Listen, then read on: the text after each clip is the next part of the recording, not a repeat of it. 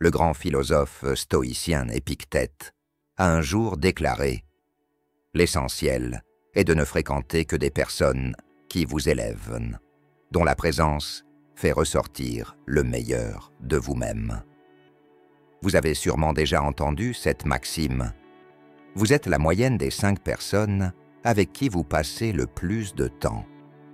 Aujourd'hui, explorons cette idée à travers une perspective stoïcienne. Plus précisément, examinons 7 types de personnes qui peuvent freiner votre progression dans la philosophie stoïcienne, ainsi que des stratégies pour naviguer dans ces relations délicates. Avant de commencer, pensez à aimer cette vidéo pour m'aider à continuer à partager la philosophie stoïcienne. Si vous n'êtes pas encore abonné, je vous encourage à le faire et à activer la cloche de notification pour ne manquer aucun contenu futur. Type 1. Le plaignard. Nous connaissons tous cette personne, un ami, un collègue ou un membre de la famille qui trouve toujours quelque chose à critiquer, la météo, leur travail, ou même un plat dans un restaurant renommé. Ils semblent avoir un don pour repérer et exprimer le mécontentement à chaque occasion. Vous vous demandez peut-être « Pourquoi cela devrait-il m'affecter ? Je peux simplement les ignorer. » Mais ce n'est pas si simple. L'exposition constante à la négativité finit par épuiser votre bien-être mental, comme une fuite qui vide lentement un réservoir d'énergie émotionnelle. Le stoïcisme nous enseigne à nous concentrer sur des solutions réalisables plutôt que sur les problèmes. Imaginez travailler sur un projet avec un éternel insatisfait. Chaque réunion devient une longue liste de doléances, laissant peu de place à un dialogue constructif. Résultat, le moral de l'équipe chute, les progrès stagnent, et vous pourriez même perdre votre enthousiasme, non seulement pour le projet, mais aussi pour d'autres aspects de votre vie. Comment appliquer le stoïcisme dans ces situations? Réduisez votre exposition. Si possible, passez moins de temps avec eux. Prenez de la distance mentale. Si les éviter est impossible, par exemple, un collègue ou un proche, traitez leurs plaintes comme une tempête passagère, bruyante, certes, mais incapable de troubler votre montagne intérieure. Reformulez la conversation, orientez-la vers des solutions ou des sujets plus constructifs. Comme l'a si bien dit Marc Aurèle, vous avez pouvoir sur votre esprit, non sur les événements extérieurs. Réalisez cela et vous trouverez la force. Cet enseignement intemporel nous rappelle de préserver notre paix intérieure en veillant à ce que les plaintes des autres ne détournent pas notre chemin vers la résilience et la vertu. Type 2. L'aimant à drame. Imaginez votre vie comme un navire naviguant sur des eaux calmes, jusqu'à ce que vous rencontriez un tourbillon, cet aimant à drame qui semble attirer sans cesse crises, conflits et controverses. Au début, leur énergie pourrait sembler passionnée ou excitante, mais avec le temps, leur présence devient épuisante et dangereuse, comme une tempête incessante qui menace de faire chavirer votre navire. Leur chaos peut sembler contagieux. Avant même de vous en rendre compte, vous voilà plongé dans des conflits qui ne vous concernaient pas au départ. Prenons un exemple. Vous avez un ami qui se brouille constamment avec d'autres personnes de votre cercle social. Aujourd'hui, c'est Sarah. Demain, ce sera Tom. En tentant de les conseiller, vous vous retrouvez en désaccord avec Sarah ou Tom simplement pour avoir voulu aider. Comment gérer ces situations selon le stoïcisme? L'écoute réflexive. Au lieu de donner des conseils ou de prendre parti, reformulez leurs paroles. Par exemple, s'ils disent « Je ne peux pas croire que Sarah ait dit ça sur moi », répondez « Donc, tu te sens trahi par ce que Sarah a dit ». Cela les soutient émotionnellement. sans que vous soyez aspiré dans leur drame. La disponibilité sélective. Cela peut sembler contre-intuitif, mais le stoïcisme nous rappelle la valeur de notre temps et de notre énergie. Parfois, la meilleure option est de prendre du recul et de ne pas s'impliquer outre mesure. Pensez à ces personnes dans votre propre vie.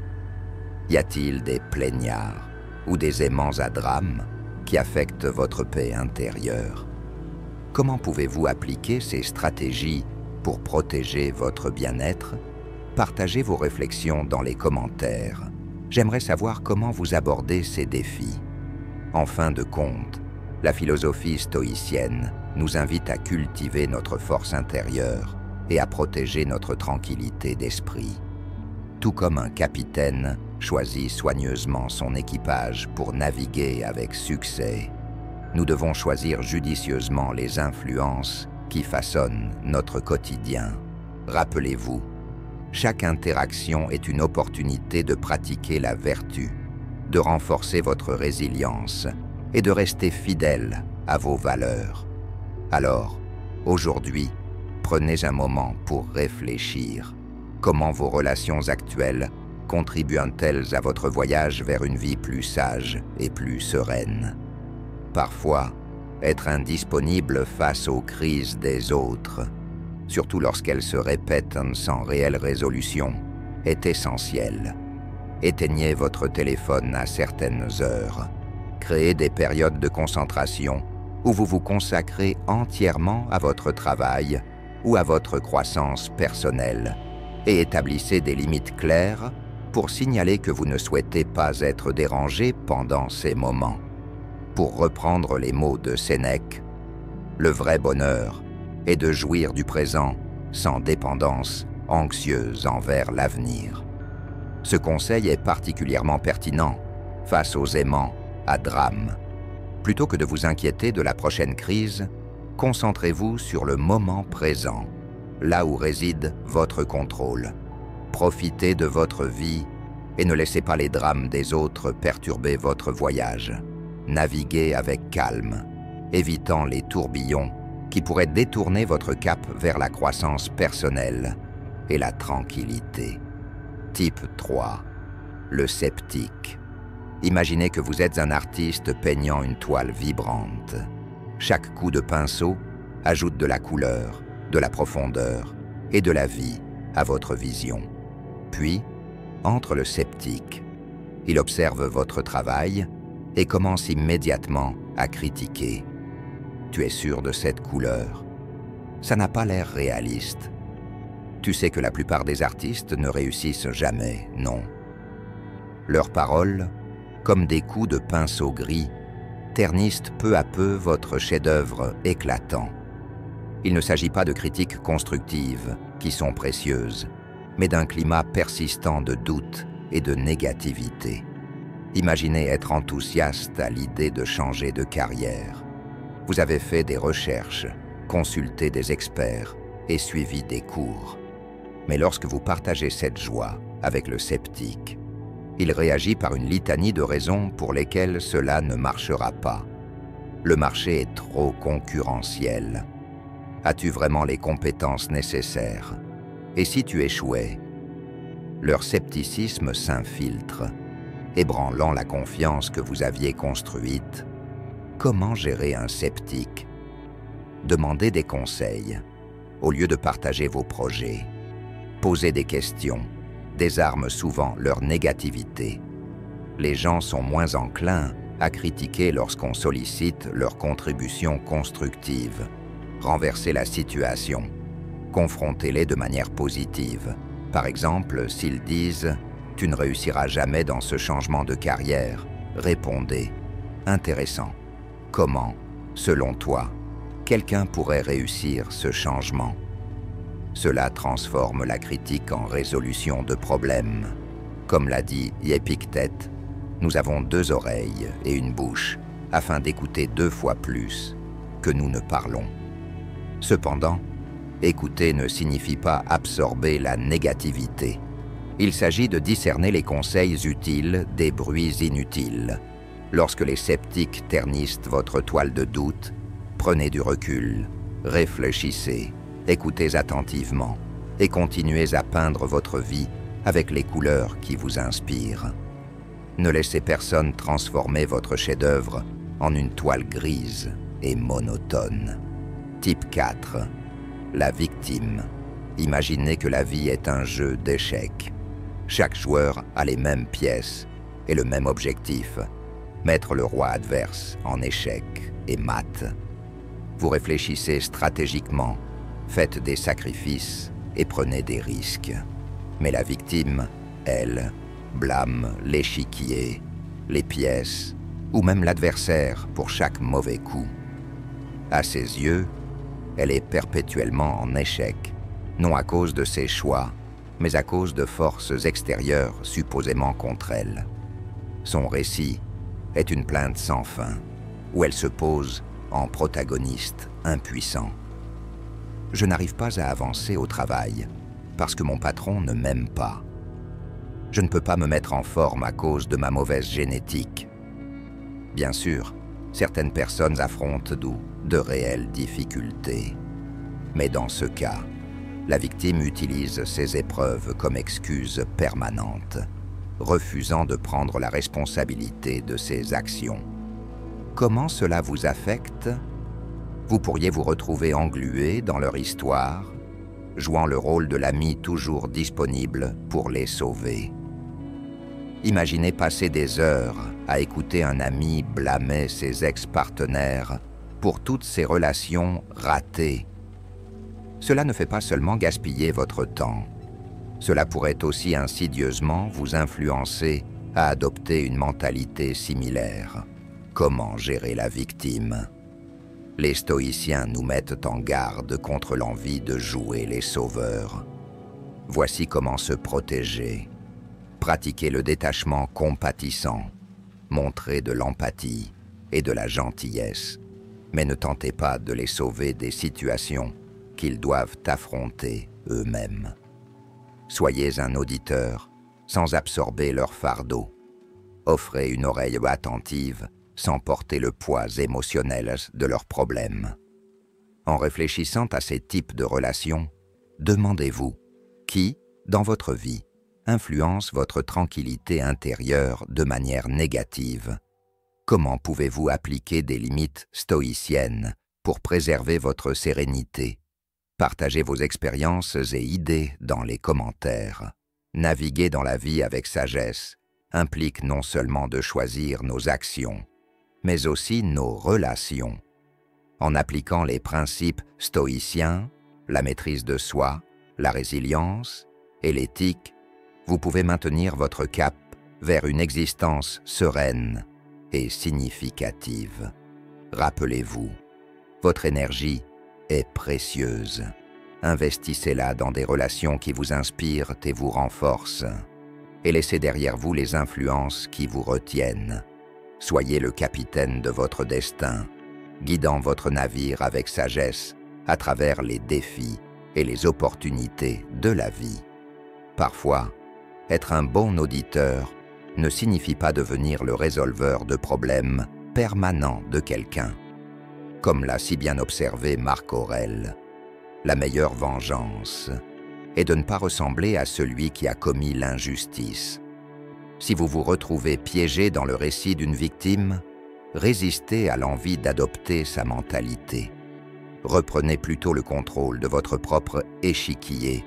Faites des mouvements stratégiques et rappelez-vous, dans la partie d'échec qu'est la vie, être constamment en échec est souvent un choix, pas une fatalité. Avancez, faites les sacrifices nécessaires et jouez non pas pour la vengeance ou la pitié, mais pour la croissance et la sagesse. Type 5. Le positiviste toxique. Vous connaissez ce type de personne, un véritable rayon de soleil, accompagné d'arcs-en-ciel et d'émojis à profusion. Quand vous traversez une période difficile, elle vous dit simplement « Sois heureux », écartant vos émotions et vos expériences d'un revers de main brillant d'optimisme. Imaginez que votre vie est un jardin avec des fleurs, des mauvaises herbes et des nuisibles. Un positiviste toxique insiste pour ignorer tout ce qui n'est pas une rose éclatante. Si vos plantes sont infestées de pucerons, son conseil pourrait être « Concentre-toi sur les fleurs. Ne laisse pas la négativité entrer dans ton jardin. » Bien que cela puisse sembler encourageant, cette approche peut vous laisser vous sentir invalidé et déconnecté de la réalité. Prenons un exemple.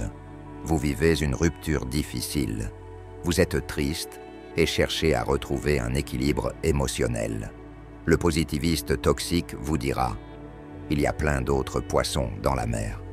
Souris et sois heureux. » Ce genre de positivité excessive ignore les complexités des émotions humaines et les défis de la vie. Comment gérer la positivité toxique? Cherchez l'équilibre. Si on vous dit « Regarde le bon côté, au moins tu es en bonne santé », vous pouvez répondre « Oui, je suis reconnaissant pour ma santé, mais il est aussi normal que je me sente contrarié par ce problème précis. » Les deux peuvent coexister. Pratiquez la granularité émotionnelle. Reconnaissez et nommez vos sentiments nuancés. Par exemple, « Je me sens un peu mélancolique aujourd'hui à cause de X et c'est normal. » Cela peut être libérateur. Comme l'a dit Sénèque, le vrai bonheur est de comprendre nos devoirs envers Dieu et les hommes, de jouir du présent sans dépendance anxieuse envers l'avenir. Une approche stoïcienne embrasse la complexité de la vie avec équanimité. La prochaine fois qu'un positiviste toxique asperge votre jardin de confettis, souvenez-vous, un jardin a besoin à la fois de soleil et de pluie pour s'épanouir. Acceptez votre spectre émotionnel complet et continuez à cultiver votre vie avec authenticité et équilibre. Type 6. Le manipulateur. Imaginez que votre vie est un scénario de film où vous êtes le personnage principal avec une idée claire de votre histoire. Entre alors le manipulateur, ce producteur de l'ombre, qui réécrit subtilement votre script. Avant même que vous ne vous en rendiez compte, votre récit a dévié de son cours. Le manipulateur utilise des tactiques émotionnelles ou psychologiques comme la flatterie, la culpabilité ou la tromperie pour vous orienter vers ses objectifs. Par exemple, un ami vous convainc toujours de payer le damné en disant « Tu es tellement prospère, pour toi, ce n'est rien, mais cela illuminerait ma journée. » Avec le temps, vous réalisez que votre générosité est exploitée, mais en parler devient inconfortable car il présente cela comme un acte d'aide envers un ami dans le besoin. Comment gérer les manipulateurs? Utilisez la technique du brouillard. Acceptez toute part de vérité dans leurs propos, tout en refusant de céder à la manipulation. Par exemple, s'ils disent « Tu es tellement prospère, tu devrais payer le dîner », répondez « C'est vrai, j'ai bien réussi, mais partageons l'addition comme d'habitude. » Posez des limites. Dites non de manière affirmée quand c'est nécessaire. Par exemple, « Je ne peux pas prêter d'argent, mais je suis là pour te soutenir émotionnellement. » Épictète nous rappelle « Nous ne pouvons pas choisir nos circonstances externes, mais nous pouvons toujours choisir comment nous y répondons. » En répondant différemment, vous reprenez le contrôle de votre scénario. Votre histoire de vie vous appartient. Bien que les autres puissent jouer divers rôles, le protagoniste, vous, doit guider le récit selon vos valeurs et vos décisions. Type 7. Le vampire de temps. Imaginez que votre routine quotidienne est une symphonie soigneusement orchestrée. Chaque instrument représente une tâche ou un engagement, créant une harmonie lorsqu'ils sont joués ensemble. Puis entre le vampire de temps, qui fausse les notes, perturbe l'équilibre et transforme votre mélodie en cacophonie. Ces vampires de temps semblent inoffensifs, un collègue avec des interruptions constantes, ou un ami avec des invitations infinies à des événements qui ne vous intéressent pas, n'est-ce pas? Bien que ces interactions puissent sembler mineures, leur effet cumulatif peut être profondément perturbateur. Comment protéger votre temps? Utilisez la technique Pomodoro. Travaillez par intervalles, par exemple 25 minutes, séparées de courtes pauses.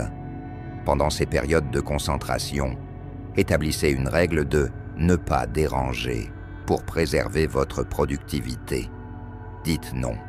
Refusez les invitations sociales quand c'est nécessaire. Une simple phrase comme « Merci pour l'invitation, mais je ne peux pas venir » affirme vos priorités sans rejeter la personne. Ce n'est qu'à judicieusement observer. La vie, si elle est bien vécue, est suffisamment longue. Le temps est précieux. Allouez-le avec sagesse. Chaque moment est un coup de pinceau sur la toile de votre vie. Assurez-vous que chaque note de votre symphonie s'aligne avec votre objectif. Dirigez votre vie avec intention et laissez personne en perturber l'harmonie. En conclusion, alors que nous explorons ces personnages qui peuvent dérailler votre chemin vers la résilience et la sagesse stoïcienne, rappelez-vous, la conscience de soi est la clé. Il est facile de reconnaître ces traits chez les autres, mais le véritable défi et opportunité est de les chercher en soi. Jouez-vous, sans vous en rendre compte, l'un de ces rôles dans la vie de quelqu'un d'autre. Le stoïcisme ne consiste pas seulement à naviguer parmi les défis extérieurs, il s'agit également d'amélioration personnelle. Si cette discussion a suscité une prise de conscience, une épiphanie ou même un simple moment de réflexion, partagez vos pensées et expériences dans les commentaires. Engageons un dialogue qui nous enrichisse tous. Jusqu'à la prochaine fois, que vos choix reflètent vos vertus, que vos actions traduisent votre sagesse et que votre vie devienne le chef-d'œuvre que vous êtes destiné à créer.